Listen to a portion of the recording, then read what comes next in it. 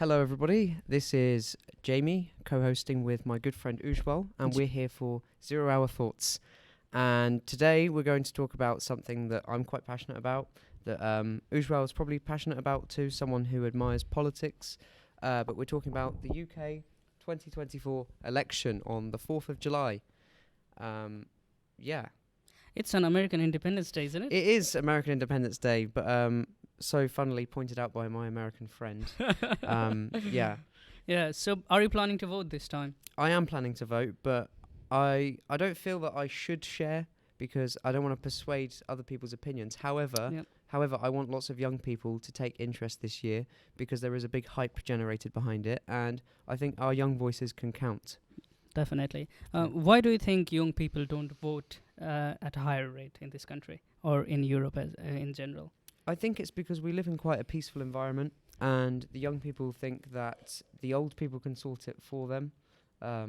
Like, for example, with economics. So in a child's life, they're supported by their family, and then even as they enter their 20 years, as they're 20, they also still feel that like support from above. So maybe they don't feel responsible. So that's why they're not doing it.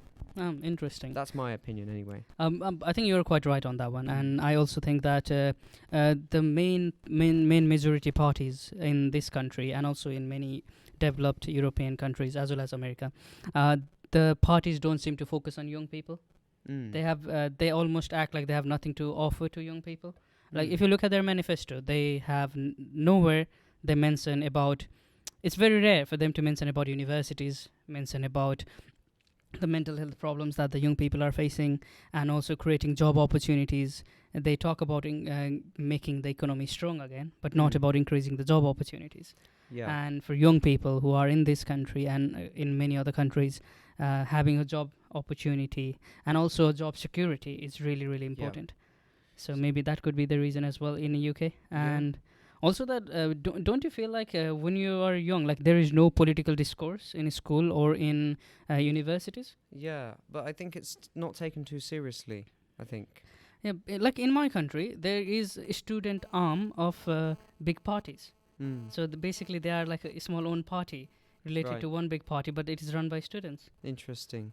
Which creates lots of problems in universities. I imagine so. Yes, maybe it's just a cultural difference. I think a lot of young people, especially at possibly this university, would prefer to join a sports group that they could get along well with when they're drinking alcohol. Yeah. You know? But like in this country seems to be society is the main focus in the universities. Like you have different societies, and there can be one political society where they go and debate about different things. I mean, they do this in Oxford. That's how Boris Johnson was trained, how to be the speaker that he is. But I don't see that happening in our university, and I was really, really surprised by that, because our university is one of the left-wing universities, if that makes sense. I don't know how to put it very forward. It's very inclusive university, to say the least. But we don't see any things that are going on, like a discourse going on in this university. And maybe they don't want to put students in a challenging situation, which is also understandable. Yeah. So just on building on that thought, we will, as representatives for young people, we'll look at those policies in the manifestos of the different parties, and we will help guide young people as to who they could vote for. Yeah, we're not going to tell you exactly who you should vote for. No. This is, sadly, when you want to vote someone, you can't go into YouTube and search reviews on Labour Party, review on Conservative Party. They're not Google Maps. Yeah, we don't have reviews on on these things, sadly. But I wish we had something like that, because at least it would give young people an idea of who to vote for. Because whatever they see in TikTok when these parties are promoting their basically their election campaign, it's very cringy, because they act like they don't understand social media, even though they have been using their social media for a long time, and they produce something, they put something in the social media which is like, you laugh at it. You don't take them seriously. Yeah. And I think people should be taking them seriously. Yeah, especially with this reminded me of like AI and stuff. Like people think it's funny to get politicians to sound like they're saying something stupid. Yeah. I think that probably has real consequences for young people, because maybe they don't know who's actually telling the truth. Exactly. It's like when politicians do silly things, politicians, specifically leaders, they are leading our country. They are leading the region. They are leading the local area we live in, and we want them to be serious. We want them to be serious about different stuffs. Definitely. Like they can make jokes here and there. But, like, of course, anyone can make jokes. They can laugh at things. But when they are talking about certain policies, or when they are talking about different things that they want to implement and the promises that they were making, I think they should focus on young people and ask young people what they want. Like Definitely. what Rishi Sunak did with the national insurance, service. Yeah. We will get onto that. But first, I just wanted to do an outline of the formalities of the election. So on the 4th of July, get yourself down to your local polling station. This would be the town hall or something similar to a town hall that you probably have near your home anyway. And you'll receive a poll card in the post. And then on the 4th of July, you can have your say. And you can do that until 10 p.m. that day. I don't know what time they open, but I know that they shut at 10 p.m. So have your vote, have your say, make it count. And then on the 9th of July, there will be the election of the Speaker. This is the person who sits in the middle of the Parliament, the referee almost. Yeah. And on that same day, the MPs have to swear an oath of allegiance. You can find all this information on the government website for any of the international viewers who are interested. And then on the 17th of July, Parliament is reordered. They're opened again because technically they're dissolved at the moment, dissolved for the elections. So they will open on the 17th of July by His Majesty. Interesting. Yeah. So do you need, what kind of IDs and what kind of proof do you need in order to go and vote? I think you need some ID. Some form of ID, so maybe a passport or a provisional license. Okay, so anything that has your photo on it.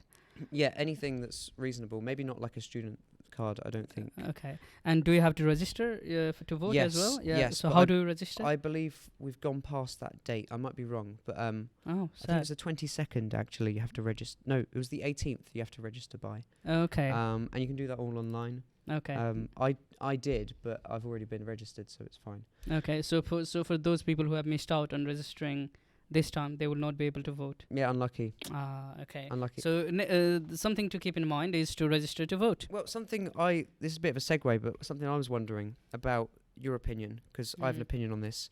Do you think people who don't vote are allowed to have a say on these things?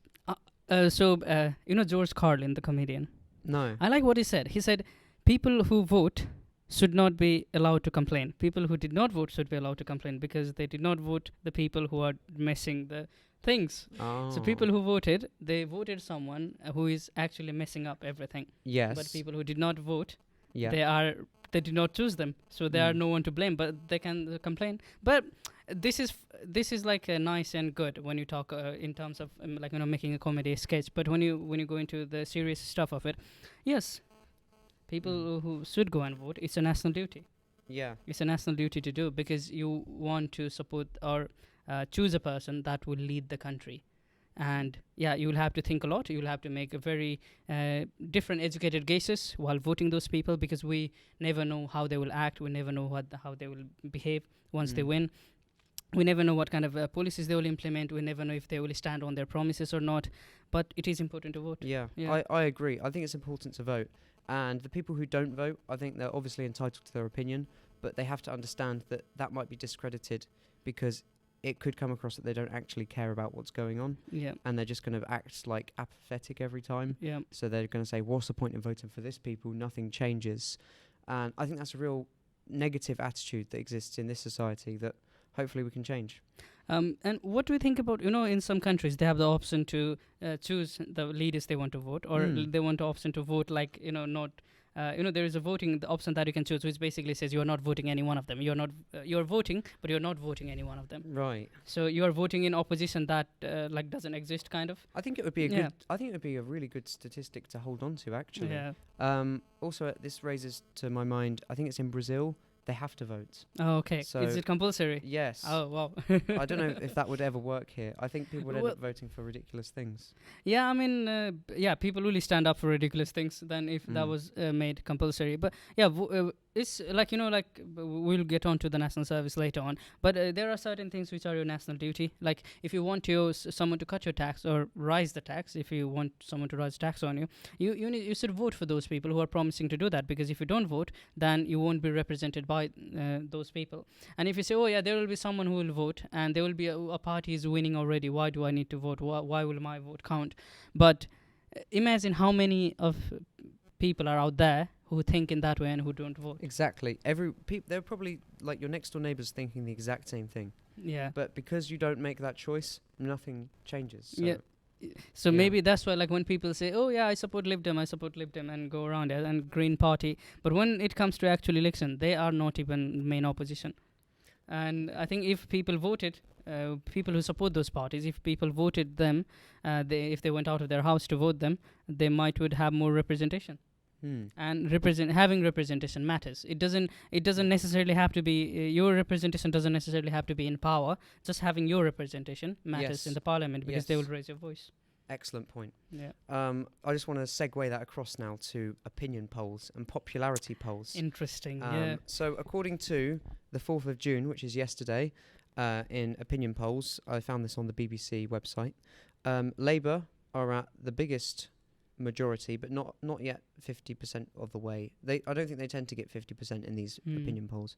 Labour's at 41%, Conservative at 20%, Reform at 17%, Lib Dem at 11%, Greens 6%, SNP 3%. Oh, what, SNP 3? Yeah. Well, but do they count SNP as a national party, or is it a regional party? It's national both. election. It could be the majority, but it's obviously not, because their aims are Scottish. Right? Yeah. So it's the reduced. reason It's reduced. Actually, I just wanted to say they're getting more and more Labour voters from Scotland this election for the opinion polls. Yeah. Interesting. Well, SNP has messed up a few things. Their leadership has messed up a few things in Scotland, so no wonder that they're going down. Same with Conservatives as well. The whole fiasco started ever since the Partygate scandal in 2022. That was the time when people knew that Labour is going to win this election.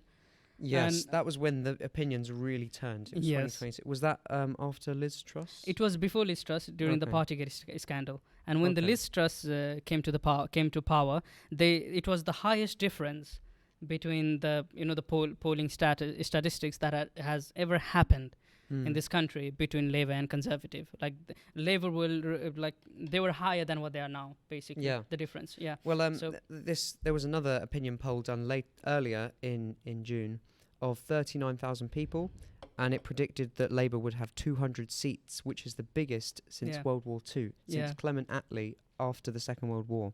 That's shocking, right? Yeah, now there are some few polls which are saying that Labour is going to get seats that no party has ever been able to get the amount of seats in 200 years. That's insane. In 200 years. That's insane. Which is... so basically, if Labour wins, if Labour wins the amount of seats that these polling agencies have basically predicted, they will not need anyone from opposition to support them if they want to pass any bill. They will just need their party leaders to vote for it.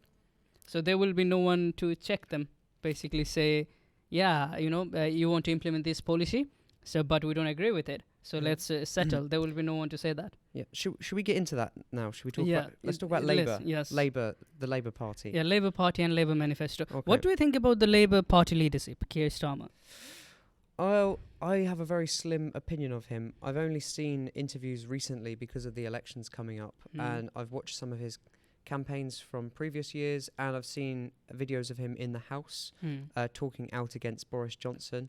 Am I allowed to swear? Yeah. I was going to say, he gives Boris Johnson an absolute bollocking about the state of affairs, and basically he's accusing Boris Johnson of laziness, and of essentially laziness.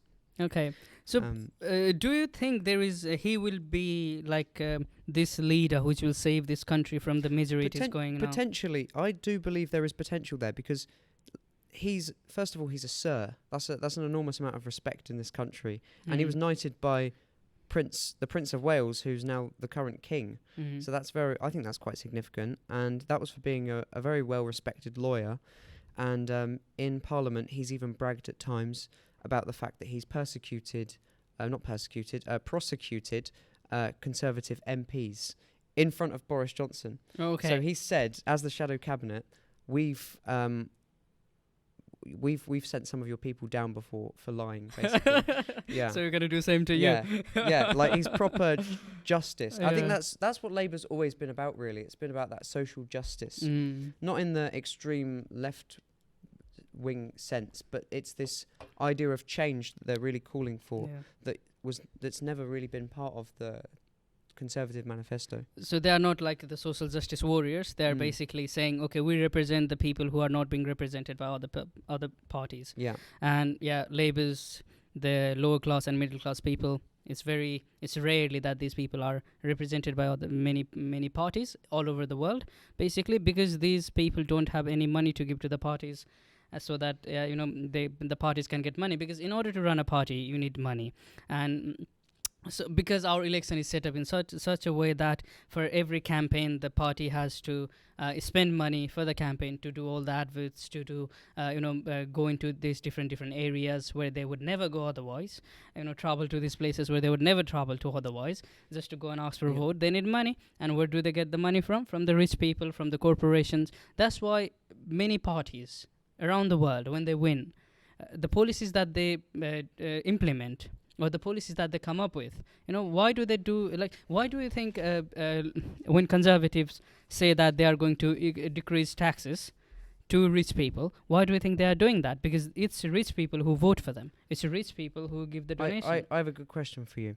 So what do you think's on this manifesto that's going to cause rich people to join the campaign, especially in constituencies that haven't ever voted for Labour? 200 years, you were saying. Yeah. So what exactly are Labour calling for? That's what I want to ask. I think if the Labour are to win, the confidence in investors, the foreign investors in this country will increase, which will benefit those rich people, which will benefit those... But what is their manifesto? That's what I'm asking. Oh, the Labour manifesto. Yeah. Well, the Labour manifesto, there is nothing very surprising. There is nothing very grand that they are saying they are going to implement. So their manifesto can basically consist of 5 different missions that they have been talking about for past months. And they have been making these promises for people who are invested in politics. They will already know what the manifesto has included. Sorry, the manifestation from last podcast is still going on in my head. So Labour is doing this in order to say to the voters that they can be trusted with the country, because traditionally and historically they have not been trusted for the economy. So one of the main first major mission of Labour manifesto is to kickstart the economic growth. So they want to secure the highest growth in G7 by the end of their term. So it's going to take 5 years for it to happen. And they call it the secure economics, which is similar to what Joe Biden administration did in USA. So it basically means that you are protecting the companies and the organizations in your country, and you are promoting them, you are investing on them. So they are saying they will also going to reduce regional inequalities and increase the role of state in the economy, which means adopting the industrial policy, like I already said, which states in where basically in that kind of industrial policy, what the country does is they adopt so basically they focus on private businesses and that they think are of greater significance. Okay. So basically Labour in this country, what they want to do is like they want to invest in ports, in steel factories, in gigafactories, carbon capture and green hydrogen technologies. Yeah. So they are like what they really so for this they have a policy. What they want to do, they want to establish a great British energy company which will spend £8 billion across 5 years. Wow. And they will be investing that money in the companies in the organization that focus on these gigafactories and carbon capture and green hydrogen basically industries and technologies. And that would increase jobs, I imagine, by 650,000. 650,000. Yeah, 650,000 jobs that they are saying, and it's high-paying jobs as well. So they are not saying. So there is one thing to that we need to point out, which is very important, is that they are not saying they will increase jobs 650,000 each year. Right. It's 650,000 in total for all of the positions. Yeah. So they have not talked about increasing jobs in this country every year, but 650,000 is quite a significant amount of number, and it's a high-paying job as well.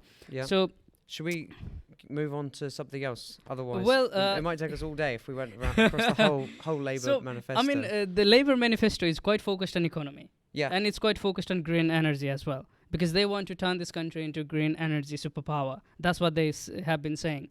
And they do quite have a straightforward plan and a policy to implement this. But for the other stuff that they're talking about in their manifesto, there is a bit of it almost feels like they did not pay attention towards saying what kind of policies they're going to bring up, but they have ideas. So one of that idea is like taking back streets, which basically means increasing the number of police and toughening up the sentences. This is what Tony Blair was doing with the ASBO orders. Yeah, so I think it's a lot of police control. I think they were inspired from Tony Blair on this one as well. So they don't have a specific plan as how they're going to implement it. Maybe they are going back to the Tony Blair time and adapt to the. Well, maybe it's the nostalgia of that might have led for such a high amount of voters. Nostalgia. You never know. Well, I mean, so these are the things that other parties are not talking about. Like this thing is specifically taking back these streets. Right. So this is quite interesting to see them talk about it. Yeah. And another stuff that they're talking about, another promise, one of their mission is breaking down barrier to opportunities. So there is also no concrete plan and policy as how they're going to implement this, but there are a few things that they say they're going to implement. One of them is free breakfast club for primary students. So what is that? So I think it's like giving free breakfast or free food to primary students. So like any student, just for like, students who didn't have breakfast that morning. It's just to help them. It's just helping out kids, really. It's basically during the time of a Conservative Party ruling in this country, the children poverty rate has gone up by poverty number has gone up by 700,000. Wow, that's crazy. So that's quite a large number. And because of that, they want to focus on basically helping those families who suffer because of these economic challenges that we're going through, and also support the families and the children. Yeah, I would like to point out as well that we're not coming down on this as totally anti-conservative, because there are many factors that would have made it more difficult, especially the 2008 economic crash, and we've recently had Brexit as well. And these are like external factors which are helping to taint the Conservative opinion. Not that they may have made mistakes anyway, but it's just there are obviously many factors. Well, also in Conservative Manifesto, there are certain things that are very targeted.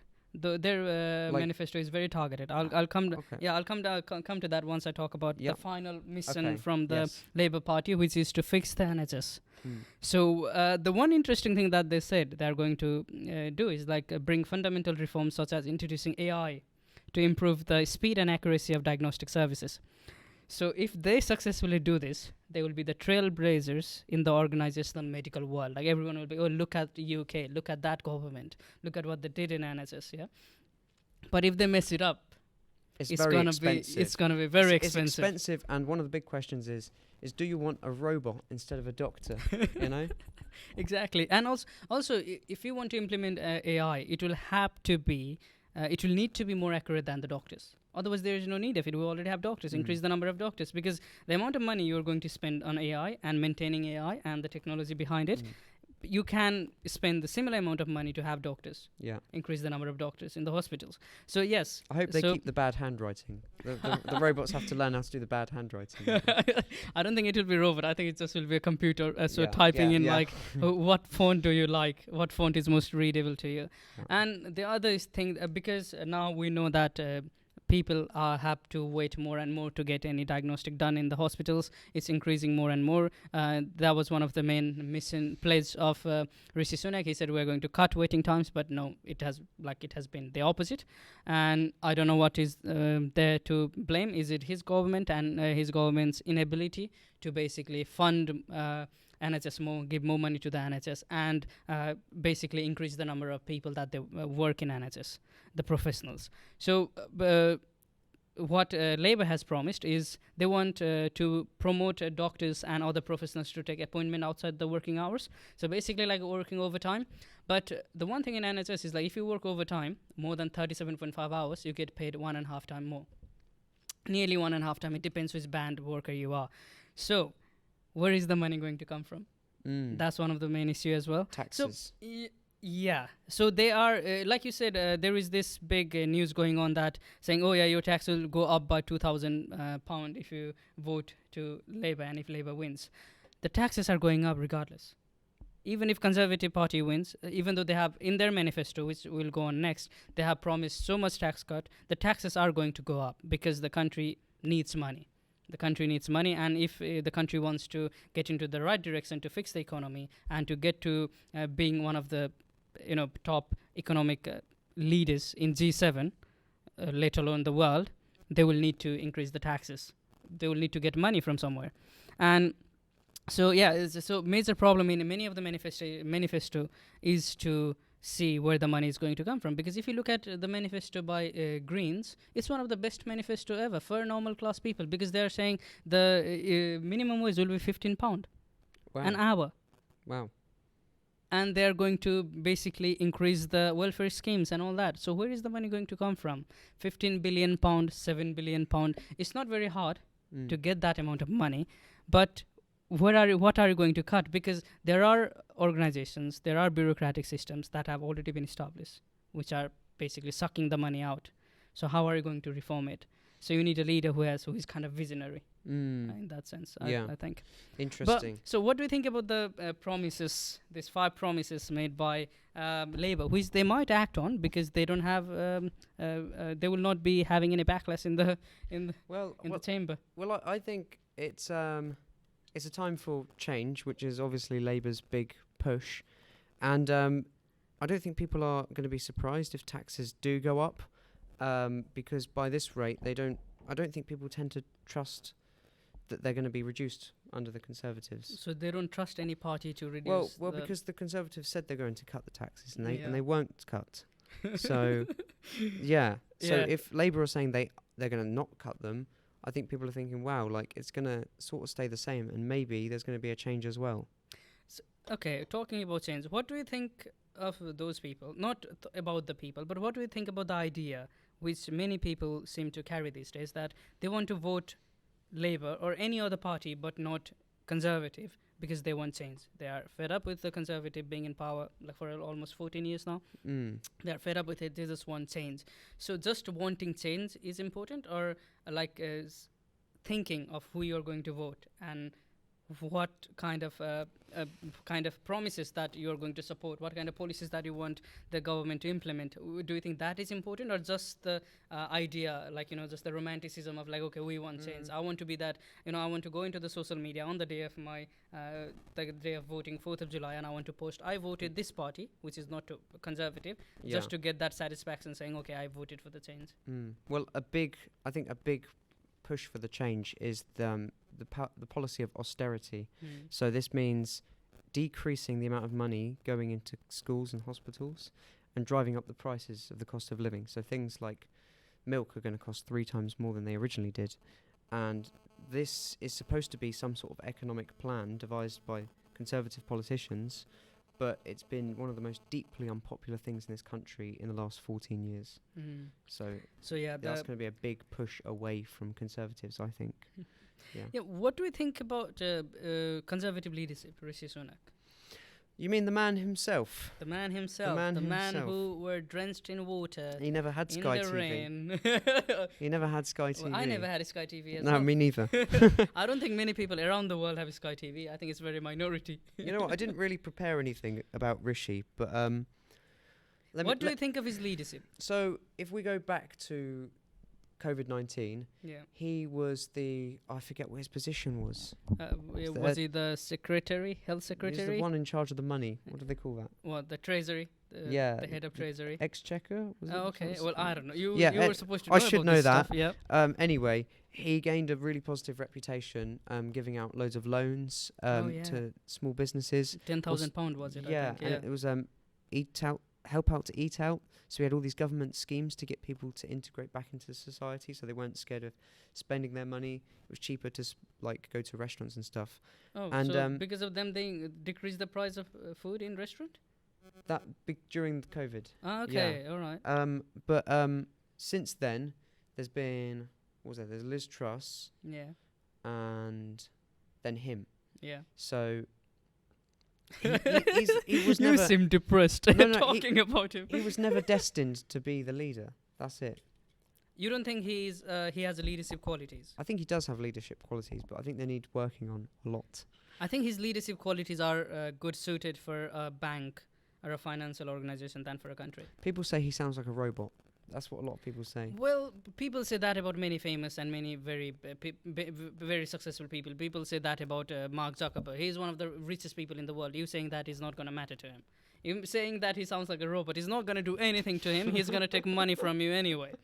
You know? So, yeah. It's the dehumanizing aspect. I think there's obviously people like throwing dirt on his name and giving him a bad reputation, but actually when he came into power he really did not have a bad reputation. Yeah, but his party already had bad reputation. Yes. Basically he did not inherit a government which was very sound in terms of economy, which was sound in terms of the policies they were implementing, which were sound in eyes of people. No, it was not like that. And so there are things to blame him for, as like he doesn't come across as someone who is very relatable. I think that's the issue. He comes across as a rich person who had a very rich life growing up. He might not have been that rich while growing up, but certainly he's very rich. Well, he got private education, so he's very fortunate. Yeah. I think he probably is quite fortunate for that, but unfortunately he comes across as unrelatable, and I think that's another key factor that's turning people away from the Conservative Party. Is it the young people, only the young party that the Conservatives are turning away, or do you think is it the old people as well that they are turning away? Yes, so there's it's predicted there will be lots of changes from Conservative to Liberal Democrats. I just realised that has nothing to do with old or young people. No, but like reforms gaining more and more attention from people. Yeah, well, they're sort of country. They're dissolving, so it's happening simultaneously. So the Conservatives are factionalising into people voting for Liberal Democrats and Reform, and also the Labour's being built up. Labour's being built up at the same time. So I think there's no strong opposition to Labour. Do you know the history about the Reform Party in Canada? No. So basically in Canada around early 2000s. There was this party, Reform Canada Party. I don't know specifically the name of the party, but it was Reform Party. Then the Reform was in its name as well. And so what they did was like the Conservative in that country basically performed so bad in the election that the Labour won, of course, that they went into coalition. Like they went and combined their party with the Reform Party, which was the breakaway party from them anyway. So basically the leadership of the Reform Party, kind of what they wanted was basically they wanted to get rid of this Conservative Party, like the whole name. They didn't even wanted its name to exist. And when they combined, kind of something like that happened. And then they got rid of it. And when we that look rings a bell. Yeah, that rings a bell. So now when we look at the Reform Party in UK, I'm not saying that they are going to follow the same path that the Reform Party in Canada did. But when you, I've seen a bunch of interviews where Nigel Farage was asked, okay, are you going to do the same thing? Are you going to go and combine with the Conservative Party if they call you? What are you going to do? He said, I don't want to say anything now. He did not say no. I think at the end of the interview, he made it quite obvious that he was not a fan of Conservatives. But if Conservative bend to his way, then definitely. Yeah. Because I think many MPs in Conservative Party, what they feel like is like they don't have a leader who can lead them. They feel like they don't have a leader who can give confidence in them. I think that's the nature. Yeah. That's the nature of conserving, right? You're keeping it the same. No, but Boris Johnson was different.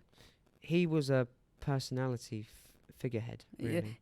I mean, he was a populist. Yes. People voted him because they saw him in they think he's social media because he was or funny. Something. Yeah, like knocking down a kid playing rugby in Japan, or offering journalists cups of tea instead of answering the questions. Yeah. Like he was seen as goofy, and nothing much changed. Hence, Keir Starmer giving him that bollocking. I think that was back in 2019. But I think if he was still in power, in Conservative Party, still the leader of Conservative Party, I think things would be a bit different. Maybe. Yeah, people saw him as someone who could get things done, even though he did not get things done. People saw him in that way. But yeah, regardless of that, going into the Conservative Party manifesto that you are so interested in, there is one thing that they have said, which I don't think many young people will relate to or even basically understand, which is quadruple lock on state pension by promising that the triple lock will still be taxed. Will not be taxed. So I don't know what this means. Well, it's confusing terminology for me too, because it's not very relatable. But all of this is about old people and pensions. Yeah. And they're basically trying to create the perfect conditions where taxes don't go too high. Yeah. And old people receive the most benefit possible. So if you are retired over 66, I believe, Yeah. your best interest is to vote for the Conservative Party, no matter what kind of background you come from. So because they will make policies that will benefit you. Yeah. Yeah. Yeah. They're buying the old people's vote. That's what they've always done. The Conservatives. That's what something that similar happens in Spain as well. Basically, well, Spain, in many countries across the world these days, and specifically in Spain, the diapers for old people sell in more amount than for babies, basically, because they are not giving birth to many babies that much. It's the same in Japan. Yeah. And apparently, the diapers for old people is cheaper or almost free, but the diapers for babies cost you money. Interesting. So, and also there are many policies like basically having a house for older people and all those kind of things, and basically not having any tax in the pension and all those things introduced because they want to advertise to old people to vote them so that they can be in power. Do you know what old people cannot do? What they can't serve in the military. They're asking you to do it, aren't they? National service is what the Conservatives are asking for. It's not all about serving in military, though. It's serving in any capacity in the army or military. It's also basically the one part of it is that. The other part of it, which will be the majority part, even if they were hospitals? Yeah. So basically, once a week, I think it's once a week that you go and work in a hospital or any basically a public place where you are serving the people. So it also includes that. Get down from around the corner to help out in the police department. Yeah. No, but what do you think about national service in terms of its morality? I went over this earlier when we were having a chat, and I was saying that defense is a necessary evil. So no one wants to go to war, but people feel this sense that they have to defend their culture. Yeah. And I think we have that sense, especially as an island nation. But at the same time, I think if someone wanted to invade the UK, they would have done it a very long time ago. And I think they would have done it quite they did long time ago. They would have done it. Yeah. But it didn't work because we received a lot of support from America. They had this Lend-Lease program. They were giving us tons of food because without them, we would have literally starved as an island. But there is always a threat. Like there might be this radical leader somewhere in around the world who wants to wage war against all the countries, and that's why you need to be prepared. I suppose so. But in this day and age, the only wars seem to be like proxy wars that happen in regions that don't really touch Europe. And the only real concern in Europe right now is the one happening in Ukraine. And the simple truth is that if Russia did want to start a problem, they would be quite successful because they've got like 150 million people and they've got the biggest standing army in the world. Yeah, but they are struggling against Ukraine. They are struggling. Yeah. So I mean, would we not too? No, but the thing is, Ukraine are impressive actually. I think the reason why countries need army is because we human beings created such things as countries. We came up with the idea of countries, and when you have a definite defined border, and when you feel like you need to protect it, then you need to have some people who can protect it. And how are you going to protect it? By having army. You can't have fishermen with their boats lined across the border saying we're going to stop you, we're not going to let you pass this. Maybe that's not going to work. Rods had guns in them or something. Fishing rods, you're fishing, yeah. No, but like, yeah, I think defense... So in terms of morality, the national service, I'm not going to talk about national service in this country. I'm going to talk about national service in any country. If there is such thing as national service, it's in terms of morality. It's a good thing. It installs the idea in you that you are responsible for your nation. And you are responsible for your nation. There are some brilliant values. There's the service to others, enduring hardship. So going through all that training and learning hardship. Yeah, learning how to live a proper life. Yeah. Learning how to get out of your house. Learning how to work with other people. Build a tent and, you know, something simple like that. Yeah, so, and I think it also makes you, like, you know, it gives you a sense of humility.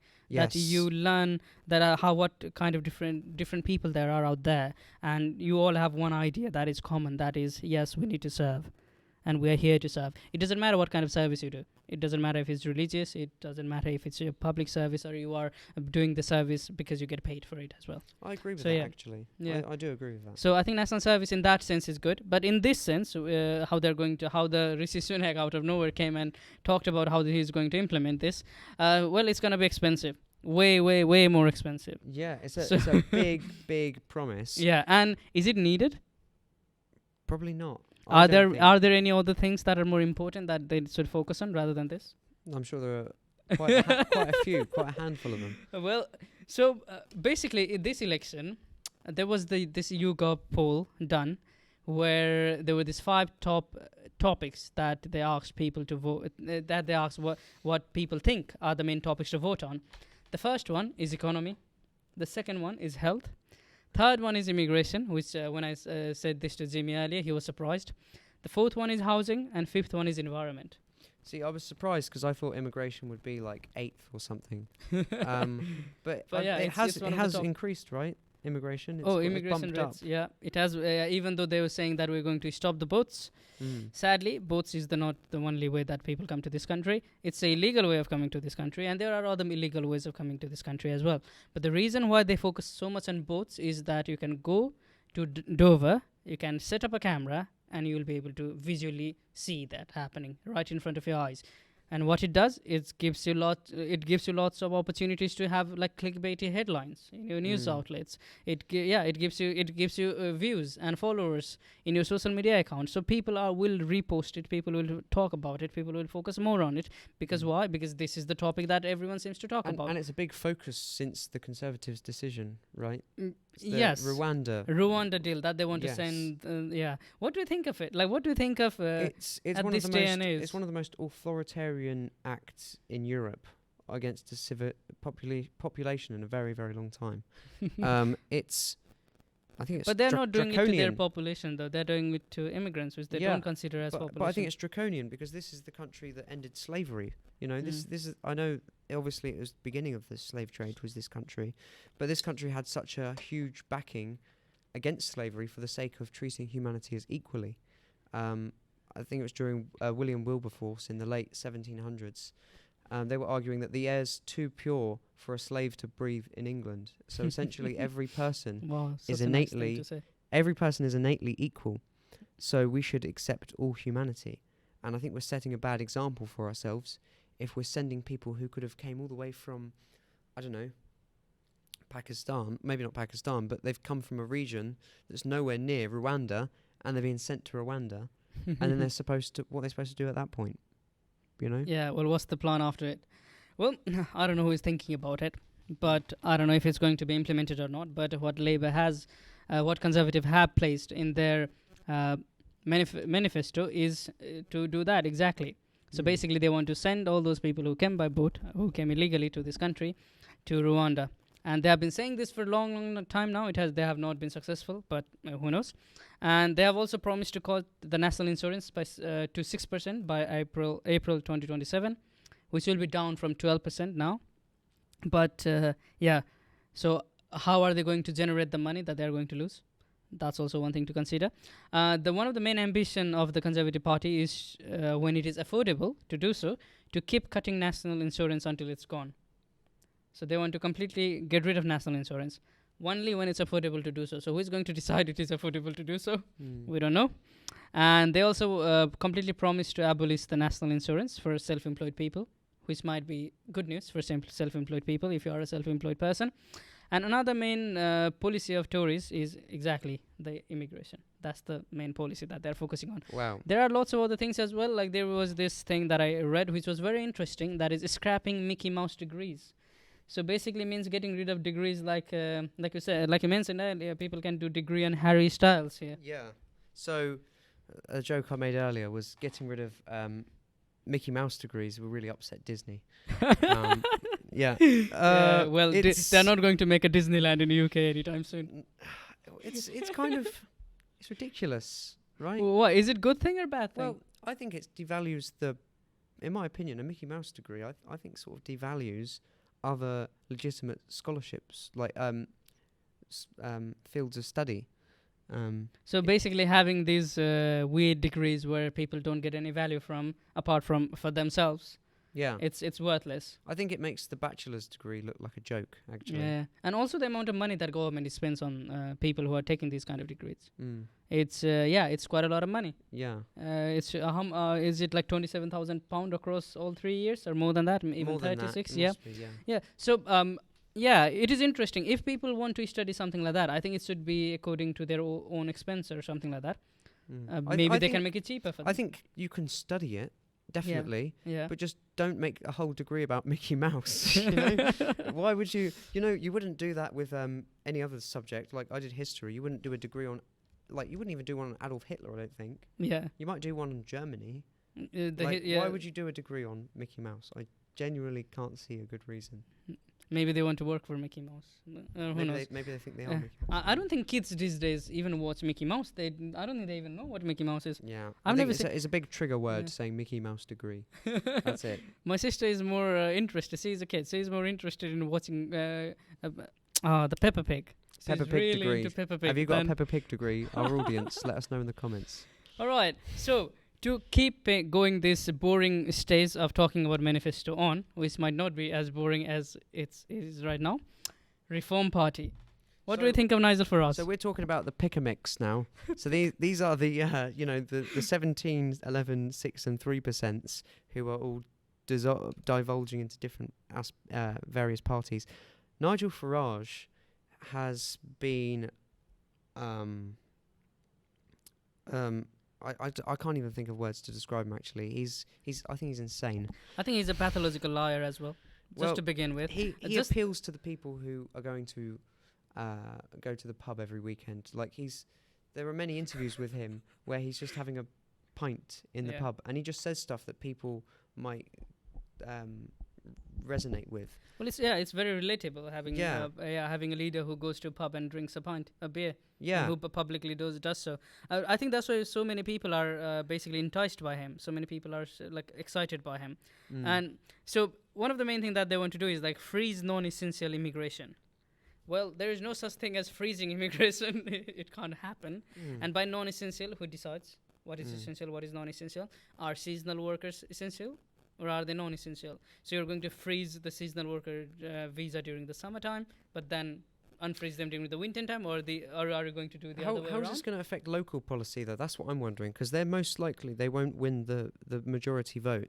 So how are they going to implement like things related to immigrants in their constituencies? Well, I mean, Reform Party is not targeting 2024 election at all. The target is 2029 election. Wow. They want to come across as a party who has a louder voice in the chamber. They want to come across as a party who is legitimately an opposition party. It's not a fringe group like a UKIP. UKIP, you can say, was a fringe group. What they did, they had a bus. They went around in a bus saying, "Okay, we'll bring back our country," and as if the country had gone away.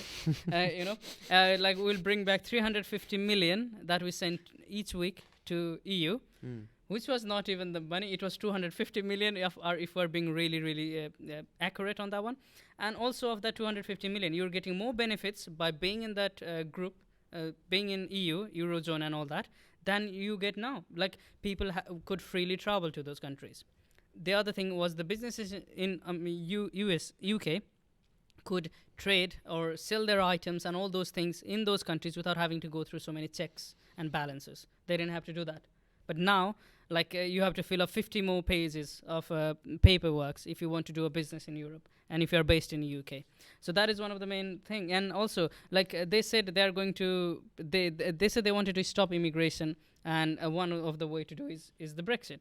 But now the the rate has gone up. Yeah. Even though they're out of Brexit. But and they can't do anything Nigel's about come back, actually. His reputation has not been tainted by that fact. It's been reinforced, which makes you wonder, since Nigel was a big advocate for leaving the EU, as to whether it was just a call for anti-immigrants than it was for independence of the UK.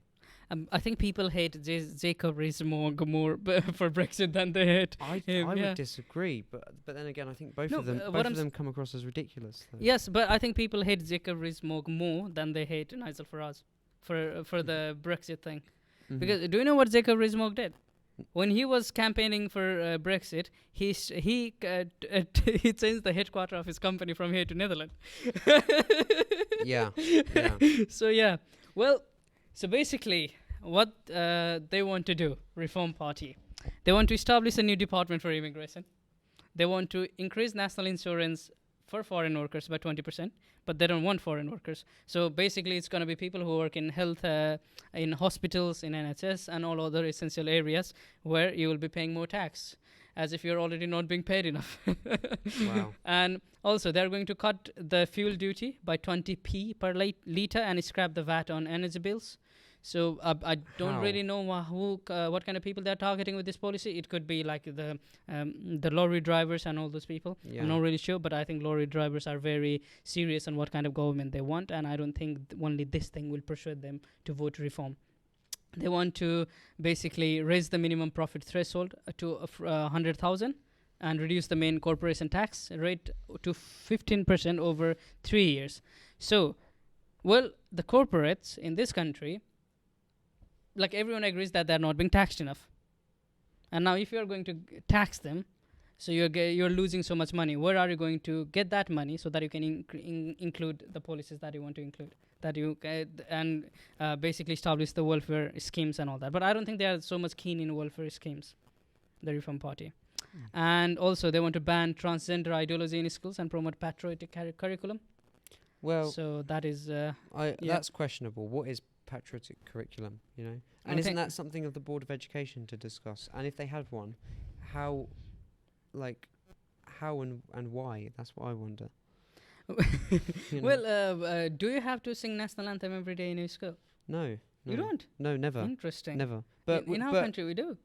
Interesting. They do that in America, don't they? Yeah. But I don't know about America, but in our country. Well, I do know that we had to sing hymns, Christian hymns, every morning when I was at school, and my brothers and my younger cousins, they've never had to sing any hymns in their whole school life.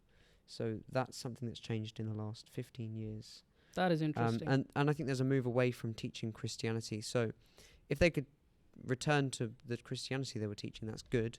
But in terms of things like history, I don't think they could be any more patriotic. You know what I mean? Like, I did a module on British history, German and American at school, and most of that was about the Second and First World War. So I don't think you can get more patriotic than that, actually. Yeah. Well, yeah, so it's interesting. It's interesting the things they're saying, like in terms of environment, they're saying that they're going to scrap the net zero targets. They're going to fast track North Sea oil and gas licenses and allow fracking when it's proven safe, which is basically what Labour says it will not do. And they also want to remove 10 billion in renewable energy subsidies that to the lower bill. So I mean, basically these are the things that they say they are going to do. It might not be exactly what they will do it, but these are the things that they are claiming to do it. They are very headline grabbing things, if that makes sense. That's it. So this gives them lots of clicks. This gives them lots of eyes of people. I think young people would vote for this. I know of someone, I'm not going to give their name away, but they have hinted that they're going to vote for reform.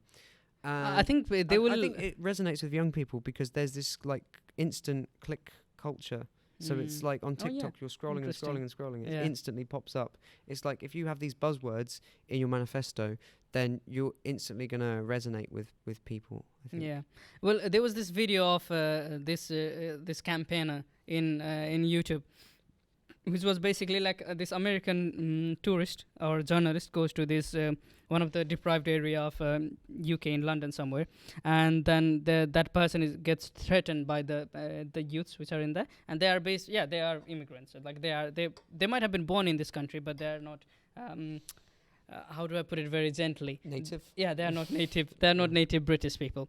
So so basically, they were being very violent against him, like saying, oh, "Why are you videoing me?" and all that. And so basically saying, "Okay, so reform will get rid of this. So vote reform," was the thing. And I was like, "No, they are not." Like how?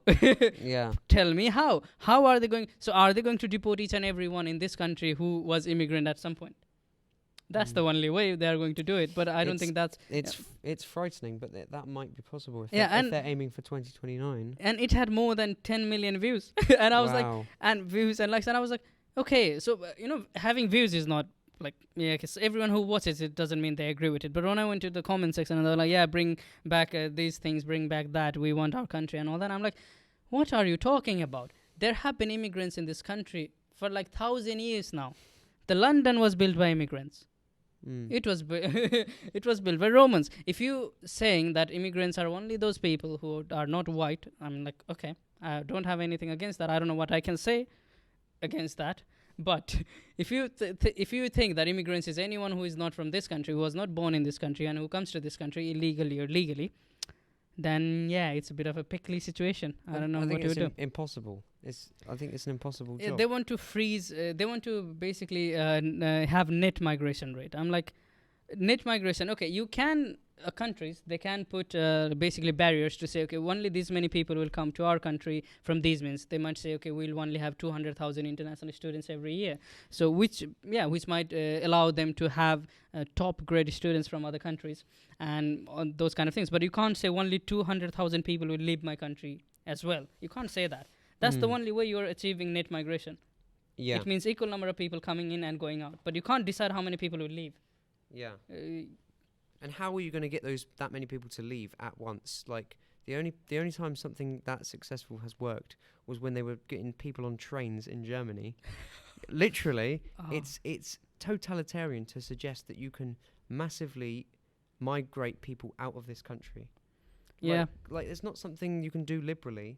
Well, I don't know what to say actually. Like honestly, these policies, they are.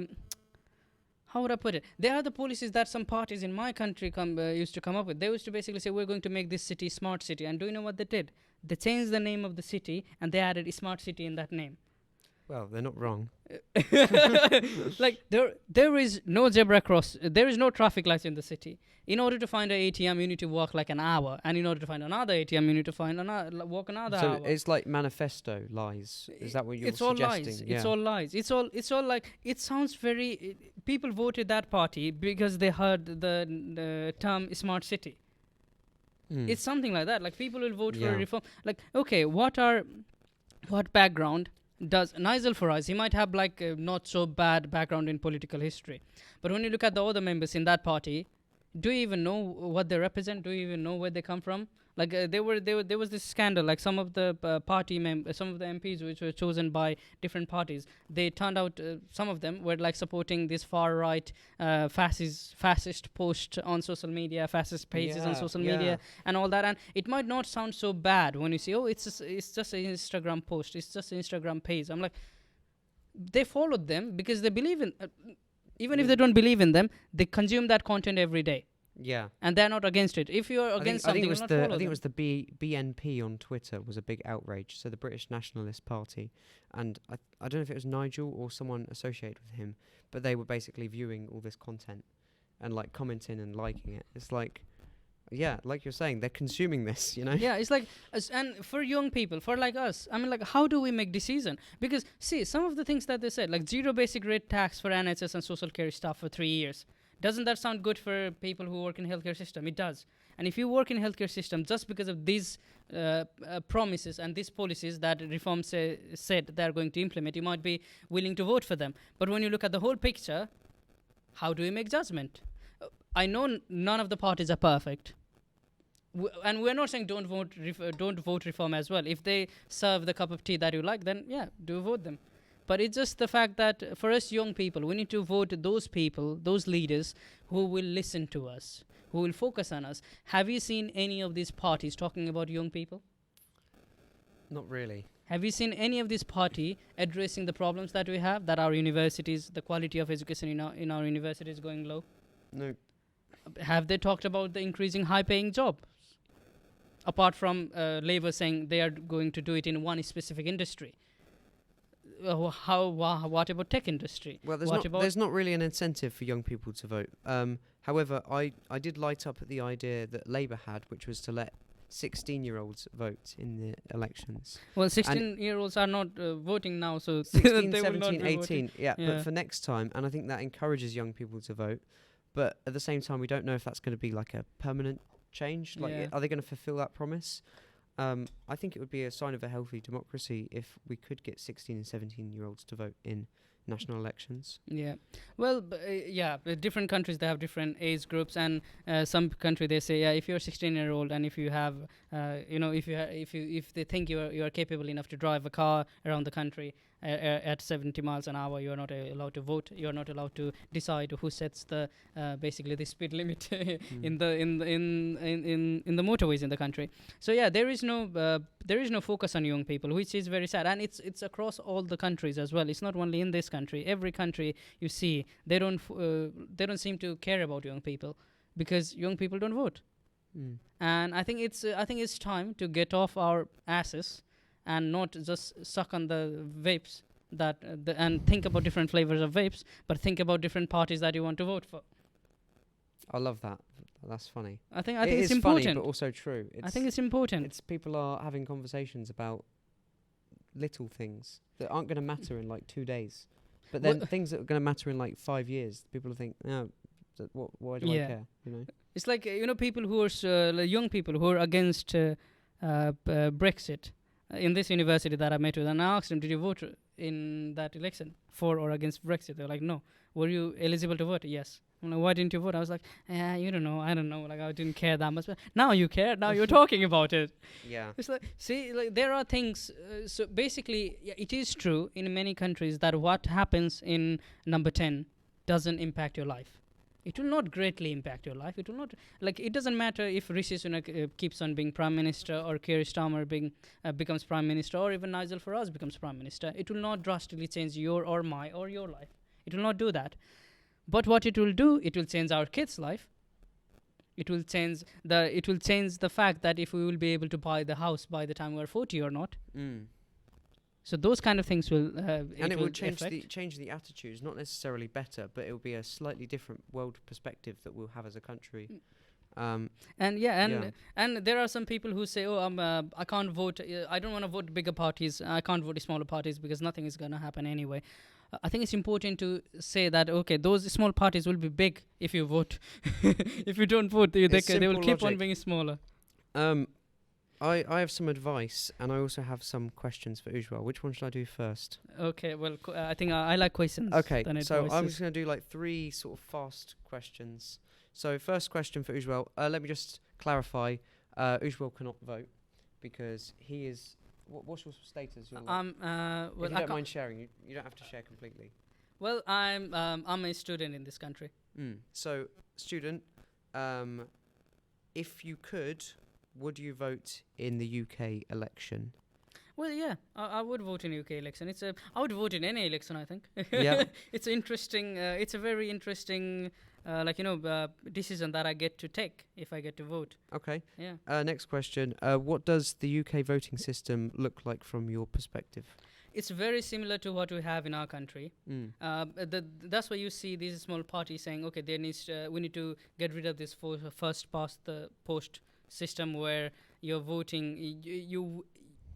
your party becomes a majority party not in terms of the number of votes it gets, but the number of MPs it gets chosen basically by the people. We have similar in our country, and I'm quite against it as well. I think basically democracy is for the people by the people. It's not for the reason by the reason. It's for the people by the people. Yeah. So if a party gets majority, then they should be the leading party, regardless of how many MPs manage to win. So the number, and that will make your vote count more as well, because in some constituencies your vote matters more than someone else's vote in other constituencies, and which basically says you and that person is not equal. Yeah. Which is at this day and age. It's quite brilliant, really, that we all have an equal chance to do something here. Yeah. What advice would you give? Last question. Advice for young Brits. Basically, like I said, forget about the flavor of babe for one day, and please think about the parties that you can vote. Also, the one important thing is that if you want your voice to be raised, if you want your concern to be raised, this is the time to show that you are quite serious about it. So you go out and vote. And also, if you want to be the leader, be an example. First vote, because you might not be leader now, and then see what direction the country is moving, and what direction do you think the country should move, and lead for that, and be a leader. We don't have young leaders anymore. We don't have people who are in their early 20s, like mid 20s or early 30s, being leaders. And I think it's important for those kind of people to be leaders, to lead the country, lead the people in the constituency. That's very motivational, and that's like sort of if I could, I would be a leader. Honestly, I would be a politician. I think we have made this image saying that all politicians are corrupt, all politicians are filthy and all that. Well, remember the laws and regulations that you live by and that has saved your life so many times was because of some leader making those policies. A group of leaders, not only one. But yeah. Yeah. I think that's very motivational. A lot of people resonate with that. It's basically taking this power into your own hands and understand that other people don't have to change something for you. You can change it yourself. Exactly. And that just links to my advice. And I just wanted to say, use your voice because you have it. Be optimistic. And the thing about democracy is that if you don't use it, you're going to lose it. Yeah. Yeah. Amazing. I think it's a good place to end it. What do you reckon? It is a very good place to end. Yeah. Oh, should we do a 0 hour thought, maybe? 0 hour thought, yes, we can. I have it in my... yeah. All right. Now that we have talked about the politics, which was very heavy topic to talk about, because how did you find it? Did you find made your decision to vote some party a bit concrete? It just made me realize how much politics is complicated, and what it's supposed to stand for is not always what it actually is. And I don't want people to lose sight of why they vote, basically. Yeah. Well, the 1 0 hour thought that I have for today, which is relating to politics, is that I think we should always remember where the politicians come from. They come from our society. They reflect our society. So if our society is going on right direction, we'll have right leaders. If our society is going on wrong direction, we tend to have wrong leaders. So leaders are not to be basically, blamed. I mean, they are human beings after all. Yeah. So in that sense, we can't treat them like they are above everyone, one of us. They are among us. They are one of us, all of them. But yeah, some of them might have had fortunate life than others, than most of us as well. But at the end of the day, they are product of this society. So we should, when we see them, we should realize that our society produces different kind of people. And some people are not suited to be leaders. Some people might be suited to be leaders, but they might be working in a Tesco down the road. Amazing. So I think it's important to focus on those things. I think that was a brilliant speech you just gave, actually. Thank you. But yeah, to sum that all off, we're going to segue, like I said earlier, from politics onto our 0 hour thought. So our moment of, inspiration. Yeah. So do you want me to read the deep, gloomy thing that I wrote? For it. Something deep, but okay. You always bring out something poetic, don't you? Well, after this, so this 0 hour thought that I had was at 2 o'clock. 2 o'clock last night when I just finished my assignment. And I don't know how I came up with this, but this is it. It's called The Ominous Night. There is something about the ominous lonely nights I miss. The blinding darkness, the echo of my heartbeat, the silence of my mind, and the stillness of my feet. I miss them. I miss them because it was during those time, and only those time, I was truly myself. It was that time I had introduced myself to me. It was that time I found myself. I discovered myself, who I am and what's my worth.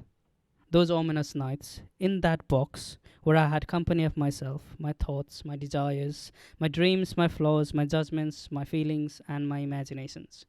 Those gloomy dark nights, with no one but by myself.